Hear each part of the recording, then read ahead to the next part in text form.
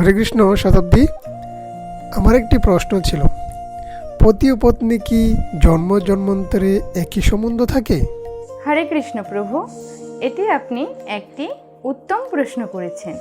এই প্রশ্নটি আমাদের চারপাশে সকলের হৃদয়ে মাঝে মধ্যে উদয় হয়ে থাকে যে আমরা যারা স্বামী স্ত্রী রূপে একসাথে বসবাস করছি, পরবর্তী জীবনে বা পরবর্তী জন্মে আমরা এভাবে একই সাথে বসবাস করতে পারবো কি না।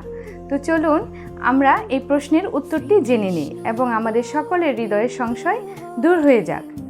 এর উত্তরটি হচ্ছে না, মানুষের দেহ ধরে যে পতি-পত্নী একই সঙ্গে বসবাস করছে তারা পরবর্তী জন্মে একই সাথে বসবাস করতে পারবে কিনা তার কোনো গ্যারান্টি নেই। এর কারণ হচ্ছে তাদের আসক্তিজনিত কারণ একজন স্ত্রী যদি তার পতির প্রতি আসক্ত থাকে বা কোনো পুরুষের প্রতি তার আসক্তি থাকে তাহলে সে পরবর্তী জন্মে একজন পুরুষ দেহ প্রাপ্ত হবে।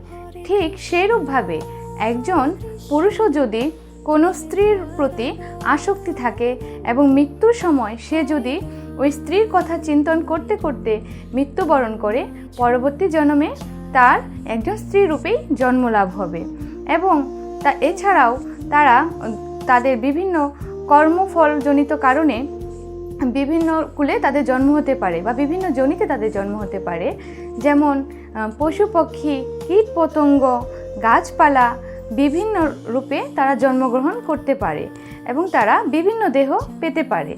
তো সেক্ষেত্রে তেমন কোনো গ্যারান্টি নেই যে যারা এখন পতি পত্নী রূপে একসঙ্গে বসবাস করছে তারা পরবর্তী জন্মে বা পরবর্তী জীবনে একই সঙ্গে পতি পত্নী রূপে জন্মগ্রহণ করবে, সে বিষয়ে কোনো গ্যারান্টি নেই। হরে কৃষ্ণ, ধন্যবাদ আপনাকে।